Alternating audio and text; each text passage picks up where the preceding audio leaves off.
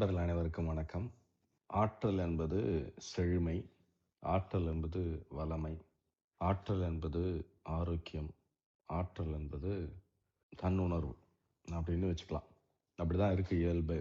இயற்கையினுடைய இயல்பு அப்படிதான் இருக்கு. நீங்க உங்களை பத்தி தெரிஞ்சுக்கணும்னா உங்களுடைய ஆற்றல் எவ்விதமாக இருக்கிறது அப்படின்றத தெரிஞ்சுக்கணும். ஆற்றல் சரியா பயன்படுத்துறீங்க, ஆற்றல் அதிகமா இருக்குதா, ஆற்றல் வந்து டிஸ்ட்ராக்ஷன்ஸ்னு சொல்லக்கூடிய சிதைவு இருக்குதான்னு பார்த்துக்கணும். ஒரே விஷயம்தான். ஆற்றல் சிதைவு இருக்குதா, செழுமையா இருக்கா, திணிவா இருக்கா அப்படி.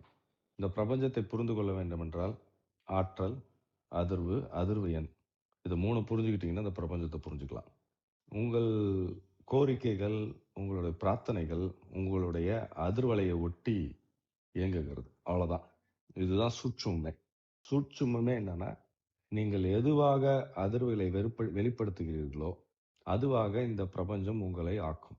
ஒரு ஆற்றலுள்ள மனிதன், நல்ல ஆற்றலுள்ள மனிதன், காலையில எந்திரிக்கிறீங்க, நல்ல ஆற்றல் இருக்குது, உங்களுடைய அதிர்வலைகள் அற்புதமா இருக்கும், வேகமா எல்லா வேலையும் செய்றீங்க, சாயந்தரம் ஆற்றல் குறைவா இருக்குது, அதிர்வலை கம்மியாகுது, அப்படியே போய் தூங்கிடுறோம். இதை புரிதல் எடுத்துக்கங்க. அந்த மாதிரி இந்த அதிர்வு வந்து எந்த அளவுக்கு பலமா இருக்கோ, வீச்சா இருக்கோ, அந்த அளவுக்கு நம்முடைய வாழ்க்கையினுடைய வளங்களும் ஒரு புரிதலும், வாழ்க்கையில ஏற்படக்கூடிய செழுமையும் நீங்க உணர முடியும். அப்போ இந்த அடிப்படையில நம்ம பார்க்கணும்.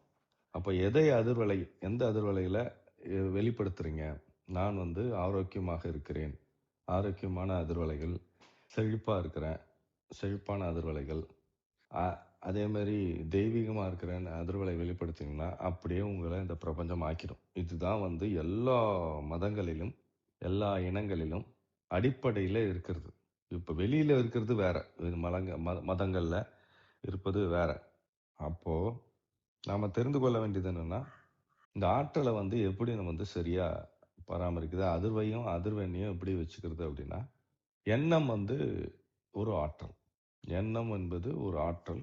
அந்த எண்ணத்தின் அடிப்படையில் எந்த அதிர்வுகள் அதை வெளிப்படுத்துகிறோமோ அதை ஒட்டி வந்து இந்த பிரபஞ்சத்துல நமக்கு மாற்றத்தை நிகழ்த்தும்.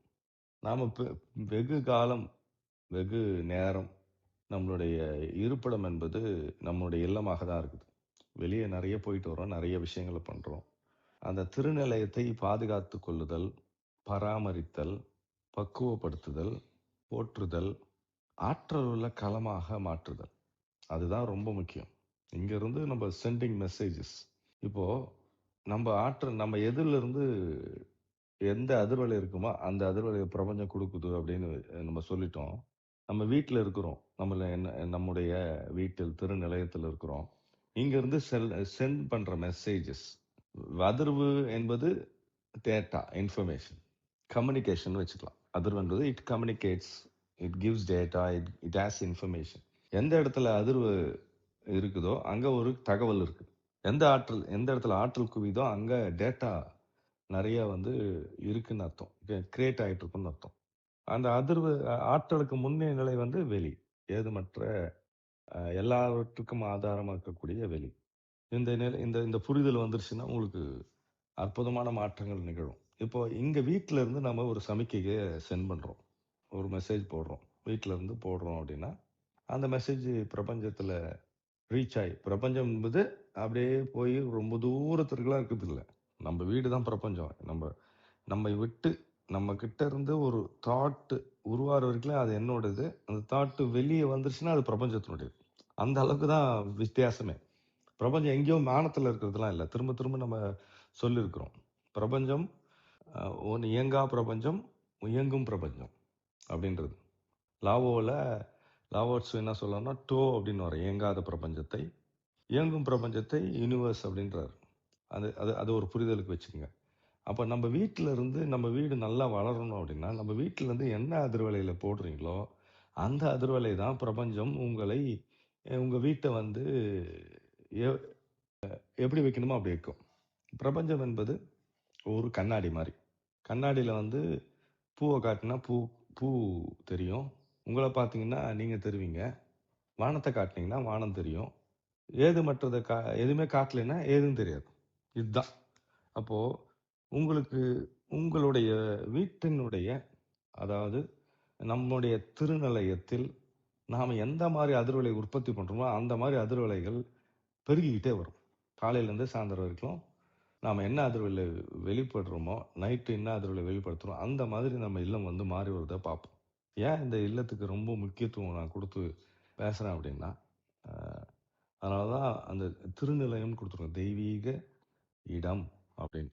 அப்போது இந்த தெய்வீக இடத்துல என்ன விஷயம் அப்படின்னா, இந்த தெய்வீக இடம் இந்த திருநிலையத்தில் என்ன விஷயம் அப்படின்னா, எவ்வளோக்கு எவ்வளோ குறைவான எண்ணங்கள் எண்ணங்கள் என்பது தேவையை ஒட்டி தான் இருக்கும். அந்த எண்ணங்கள் குறைவாகவும் செழுமையை பற்றிய விஷயங்கள் அதிகமாக இருக்குதோ, செழுமையை பற்றிய, வளமையை பற்றிய, ஆரோக்கியத்தை பற்றிய எண்ணங்கள் அதிகமாக இருக்கோ, அந்த மாதிரி வந்து நமக்கு இந்த பிரபஞ்சம் நம்மளுடைய திருநிலத்தை ஆக்கி கொடுத்துட்டே வரும். இதுதான் ஒரு சூட்சுமம். ஒரு காலையில் எந்திரிச்சு எல்லா வேலையும் முடிச்சுட்டு வேலைக்கு போகிறோம். வேலைக்கு போகும்போது கொஞ்சம் தூரம் போகிறோம், பார்த்தா நிறைய டிராஃபிக் இருக்குது. டிராஃபிக் இருக்குன்னா ஆயிரக்கணக்கான வாகனங்கள் முன்னாடி நிற்கிது. அப்போ நம்முடைய இலக்கை நோக்கி பயணப்படுறது கொஞ்சம் லேட் ஆகும், இல்லாட்டி சிரமமாக இருக்கும். சில நேரத்தில் இலக்கை நோக்கி பயணப்பட முடியாத நிலைக்கு போயிடுது. அந்த மாதிரி தான் நம்மளுடைய மனமும். மனதில் இருக்கக்கூடிய எண்ணங்கள் எவ்வளோக்கு எவ்வளோ குறைவாக இருக்குதோ, டிராஃபிக் இருந்துச்சுன்னா, நிறைய எண்ணங்கள் இருந்துச்சுன்னா, காழ்ப்புணர்ச்சிகள் இருந்ததுன்னா, தேவைகள் அதிகமாக இருந்ததுன்னா, அதே மாதிரி குழப்பங்கள் இருந்ததுன்னா, அந்த மாற்றத்தை நம்ம எதிர்பார்க்குற மாற்றத்தை உருவாக்க முடியாது. நம்மளுடைய மனது வீட்டில் இருக்கக்கூடிய, அதாவது ரெண்டுமே ஒன்றோடு ஒன்று வெளியும் உள்ளேயும் மாற்றிக்கிட்டே வந்தீங்கன்னா, முதல்ல உள்ள மாற்றம். அந்த உள் மாற்றத்துக்கு இது கொஞ்சம் ஹெல்ப் பண்ணும், வெளி மாற்றம்.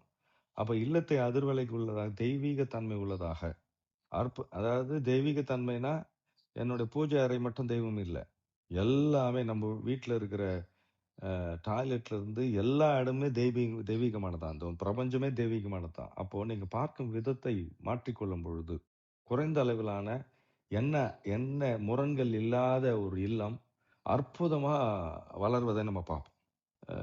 இந்த நிலையில வந்து அஹ், நம்ம இல்லத்தை ஒவ்வொரு நாளும் நம்ம கோயிலுக்கு போயிட்டு வர்றது, சர்ச்சுக்கு போயிட்டு வர்றது, மாசுக்கு போயிட்டு வர்றது, குருத்வாரா போயிட்டு வர்றது, புனித இடத்துக்கு போறது, புனித யாத்திரை போறதெல்லாம் அப்புறம், அதெல்லாம் இருக்கட்டும். இருக்கிற இடத்துல, இருக்கும் இடத்தை விட்டு இல்லாத இடம் தேடி எங்கெங்கோ அலைகின்றான் ஞானத்தங்கமே அப்படின்றான். இருக்கிற இடம், வீடு தான் தெய்வீகம். வீடு தான் உங்களுக்கு ஞானத்தை கொடுக்கக்கூடிய ஒரு பட்டறை. வீடு ஒரு பட்டறை, ஒரு ஞான பட்டறை. ஏன் அப்படின்னா, பிரபஞ்ச வெளியில உலகத்துல ஏற்படக்கூடிய எல்லா எதிர்மறை விஷயங்களும் அசுரங்களும் வீட்டுல நிகழ்ந்துருது. நிறைய நேரத்துல உலகம் நம்மளை நல்லா நடத்துது, இல்லம் நம்மளுடைய வீட்டில் இருக்கிற நபர்கள் நல்லா நடத்துறாங்களான்னு பார்த்தா அது மிகப்பெரிய கேள்விக்குறியா நான் பார்க்கறேன் இந்த காலகட்டத்தில். ஏன்னா, அன்பு மரணம் உடைத்தாயின் இல்வாழ்க்கை அப்படின்னு, இந்த இல்லற வாழ்வு, இந்த உலக வாழ்வு, உலகியல் வாழ்வு, அன்பு மரணம் இருக்கா அப்படின்னா அவங்கவுங்க இந்த கேள்வியை கேட்டு பார்த்துட்டு முடிவை உங்களுக்கே விட்டுறேன். அப்படி இருந்துச்சுன்னா அந்த இல்லம் தெய்வீகமான இல்லம். நிஜமாவே இது வந்து ஒரு திருநிலையம். அது திருனா தெய்வம் வாழும் இடம்னு அர்த்தம், திருநிலையம். அப்போ நம்ம மாத்திரத்துக்கு எவ்வளவு முக்கியத்துவம் கொடுக்கணுன்றத நீங்க நீங்க பாருங்க. அதற்காக தான் என்னன்னா, இப்போ ரெண்டு விஷயத்த வந்து இணைச்சிருக்கேன் நான். அந்த ஒரு இந்த தெய்வீகமா மாற்றுவதற்கான வழிகளை ஒரு இணைப்பு அப்படின்றது வந்து ரொம்ப முக்கியம். அதுக்கு வந்து ரெமிடியை வந்து இந்த ஒரு 21 நாள், ஃபர்ஸ்ட் 6 நாள் நம்ம சொன்ன ரெமிடி, 7வது நாள் ராக் வாட்டர். இந்த ரெமிடி இதை போட்டுட்டு தெளிக்கிறோம், வீட்டில் தெளிக்கிறோம், நம்மளும் சாப்பிட்றோம். இந்த ரெண்டு விஷயம் ஃபஸ்ட்டு 6 நாள் ஒரு 5 ரெமிடி உள்ளது. இன்னொரு 7வது நாள் ராக் வாட்டர், இந்த இந்த ரெமிடியை தெளிக்கிறோம். ஃபர்ஸ்ட் 6 நாள் அதே மாதிரி 3 தடவை தெளிச்சு விட்டுறோம். வீட்டை வந்து தெய்வீகமா, இணக்கமாக, இசைவாக, இயல்பாக மாத்துறோம். இந்த இந்த காலகட்டத்திலே நமக்கு வீட்டில் மிக இணக்கமான harmonious synthesising energy, harmonious energy, divine energy வீட்டில் உருவாயிடும். ஆட்டோமேட்டிக்காக தேவையற்ற விஷயங்கள் நமக்கு இல்லாமல் போவதை பார்ப்போம். ஃபர்ஸ்ட் விஷயம். அதோட நம்ம என்ன பண்றோம்னா, இந்த வீட்டு கூட பேசுறோம் நம்ம. பிரபஞ்சத்துல இருக்க எல்லாமே உயிர் உள்ளது. எப்படி சார் உயிர் உள்ளது? உயிர் இருக்கா சார்? என் வீட்டுக்கு உயிர் இருக்கா சார்னா, கண்டிப்பா உயிர் இருக்கா. மிகப்பெரிய வாஸ்து புருஷன் சொல்லுவாங்க. வசிக்கும் இடம். பிரபஞ்ச பிரபஞ்சத்தை அந்த 5 வஸ்துக்கள் அப்படின்னு சொல்லக்கூடிய நம்முடைய பஞ்சபூதங்கள் சரியான விகிதத்தில் இருக்கக்கூடிய ஒரு இடம் அது. அந்த இடம் நான் முதல்ல சொல்லிட்டேன். வீட்டை வாழ்த்திக் கொண்டே வாருங்கள், போற்றிக் கொண்டே வாருங்கள், நன்றி பாராட்டிக் கொண்டே வாருங்கள், நேசித்துக் கொண்டே வாருங்கள். திருநிலையத்தை திருநிலையமாக நிஜமாவே ஆக்குங்கள். நீங்க வெளியே தேட தேவையில்ல. எந்த யாகமும் பண்ண தேவையில்ல. எந்த கோயிலுக்கும் போக தேவையில்ல. எந்த சர்ச்சுக்கு போகவும் மாஸ்க்கும் போக தேவையில்ல. இருக்க இடத்த நீங்க வந்து மாத்திக்கிட்டே வந்தீங்கன்னா, உங்களுக்குள்ள மலைக்கு போய் காட்டுக்கு போய் தியானம் பண்றதுனா இல்ல. வீட்டுக்குள்ள நுழையும் போது நாம வந்து ஞானத்தன்மையில இருப்போம். தியானத்தன்மையில இருப்போம். வீட்டுல இருந்து வெளியே போகும்போது வீட்டுல இருக்கிற தியானத்தன்மையை வெளியில எடுத்துட்டு போய் எல்லாருக்கும் பரப்புவோம். அப்போ அதற்கு முதல்ல என்னன்னா ஹொப்பனப்போ சேர்த்து நம்ம இதை பண்றோம். என்னன்னா நம்ம இதுக்கு முன்னாடி வந்து 5 விஷயங்கள் சொல்லியிருக்கிறோம். I am sorry, please forgive me, thank you, I love you, I forgive my self. இப்போ 6வதா ஒன்று நம்ம சேர்த்துருக்கோம் அதில். என்னன்னா ஐ ஃபர்கிவ்ஸ் மை செல்ஃப் அப்படின்னு. இந்த ஐ ஃபர்கிவ்ஸ் மை செல்ஃப் அப்படின்னா என்னன்னா, இதை நல்லா புரிஞ்சுக்கணும். ஐன்றது கேபிட்டல் ஐ. கேபிட்டல் ஐன்னு இங்கிலீஷில் மீனிங் என்னன்னா பிரபஞ்சம்னு அர்த்தம். பேராதார பெருவெளின்னு அர்த்தம். ஐ, நான்.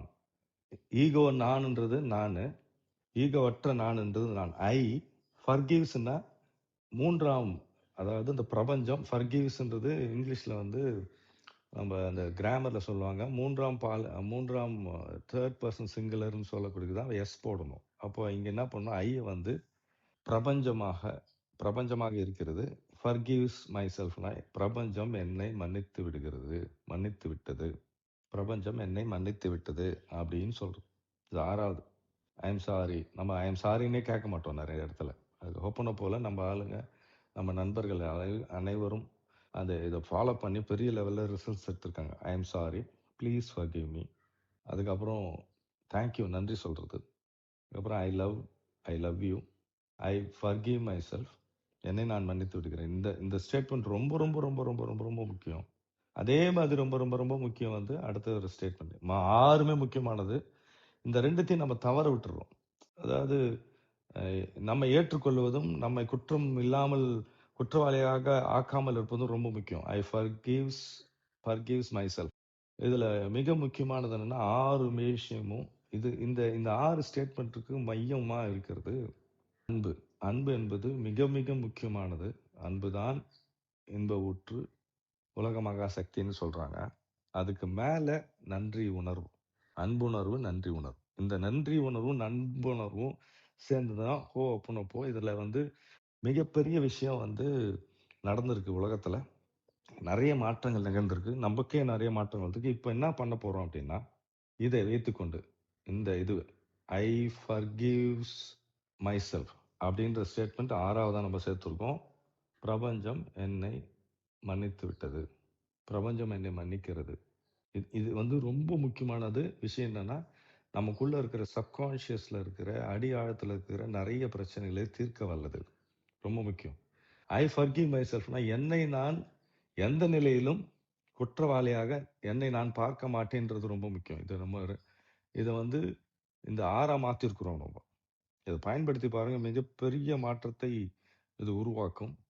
இதுல மிக முக்கியமான விஷயம் என்னன்னா, இதை வந்து நம்ம டைம் கிடைக்கும் போது வீட்டுல நின்று மை டியர் ஹோம், இந்த மை டியர் ஹோம் நினைச்சு, என்னுடைய அன்பான இந்த இல்லமே, ஐ எம் சாரி, நான் எவ்வளோ இந்த வீட்டை பற்றி சொல்லியிருக்கேன். அதை மனதில் உருவாக்குங்க, உணர்வாக மாற்றுங்க. எல்லாத்தையுமே உணர்வாக மாற்று, உணர்ந்து சொல்லுங்க.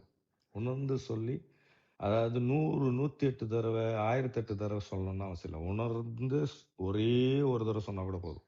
பழக்கத்துக்கு நீங்கள் எத்தனை முறை வேணாலும் சொல்லிக்கலாம். ஐ எம் சாரின்னு சொல்லிட்டு, ப்ளீஸ் ஃபர்கிவ் மீ, என்னை மன்னித்து விடு. வீட்டை பார்த்து வீட்டு கூட பேசுறீங்க, வீட்டோட அதிர்வலையோடு கலக்குறீங்க நீங்கள். தேங்க்யூ, இது எனக்கு கொடுத்துருக்கு. I love you. அப்புறம் forgive myself. I forgives myself. அதாவது ஐ ஃபர்கிவ் மை, இந்த வீட்டை வந்து நிறைய எந்தெந்த மாதிரியோ நடத்தியிருக்கேன், அதுக்கு நான் என்ன ஃபர்கிவ் பண்ணிடுறேன். அதே மாதிரி இந்த இந்த நான் நடத்தின இந்த நிகழ்வுகள்லாம் இந்த பிரபஞ்சம் இந்த இல்லத்தை, இந்த திருநிலையத்தை மன்னித்து விட வேண்டும், ஆசீர்வதிக்கட்டும் அப்படின்னு நம்ம சொல்றோம். உணர்ந்து ஒவ்வொரு இடத்துலையும், எந்த இடத்துல வேணாலும் சொல்லலாம். இந்த இடம் தான் சொல்லணும், அந்த இடம் தான் சொல்லணும், இந்த டைம் தான் சொல்லணும், அந்த டைம் தான் சொல்லணும் அப்படின்னு கிடையாது. எந்த டைம்ல வேணாலும், எந்த இதில் வேணாலும் வாய்ப்பு கிடைக்கும் போதெல்லாம் அந்த அதிர்வலையிலே உணர்ந்து சொல்லுங்க. ஏதோ ஒரு சடங்கு முறை மாதிரி வச்சுக்காதீங்க. சடங்கு முறைகள் நமக்கு நிறைய இருக்கு. சடங்கு முறை யார் பண்ணுவான் அப்படின்னா, ஏமாத்துறவன் தான் சடங்குகள் பண்ணிருப்பான். தன்னைத்தானே ஏமாத்திக் கொள்கிறவன் தான் சடங்குகள் பக்கம் போவான். தன்னை உணர்ந்தவன் பொறுப்புணர்வோடு இருப்பான். காலையிலேருந்து சார் காலையில் இந்த பூஜை பண்ணுறேன் சார், அந்த கோயிலுக்கு போகிறேன் சார், இந்த வசனம் படித்தேன் சார், பைபிள் இந்த குரானில் இது படித்தேன் சார்லாம் சடங்கு முறைகள். ஒரு சரியான ஒரு ஆள் சரியான விகிதத்தில் ஒரு வார்த்தையை புரிஞ்சுக்கிட்டானே போதும், அவனுக்கு மாற்றம் நிகழும். நாம் வந்து நம்ம இந்த தளத்தில் ஏகப்பட்ட நண்பர்கள் எல்லாருமே மாறிட்டு வராங்க. எல்லாரும் மாறிட்டு வராங்க. அதில் வந்து இது முக்கியமான ஒரு விஷயம். இல்லை, திருநிலையத்தில் இதை அப்படியே சொல்லிட்டே வரோம். 21 நாள் சொல்ல போகிறோம். நாளையிலிருந்து இன்னைக்கு போட்டோம், நாளிலிருந்து சொல்ல போகிறோம். ஐ எம் சாரி வீட்டை, மை டியர் ஹோம், என் அன்பான இந்த திருநிலையம், திருநிலையத்திற்கு என் அன்பான திருநிலையமே, அந்த அந்த நிலையில இருந்து நம்ம I am sorry, please forgive me, thank you, I love you, I forgive myself, I forgives my self அப்படின்னு சொல்லிட்டு உணர்வு ரீதியாக ஒரு ஒரு 2 நிமிஷம், ஒரு நிமிஷம் இந்த வீட்டினுடைய அதிர்வலையில் உணர்ந்து பாருங்க. இந்த உயிர்ப்பு உள்ளது இந்த நிலம். இந்த நிலத்துல நம்ம வீட்டில் எதுவுமே விவசாயம் பண்ணல, பக்கத்து இடத்துல காலி இடக்கு விவசாயம் பண்ணலாம், ஒரு 4 நாளில் செடிகள், பூக்கள், தாவர இனங்கள் வந்துடும்.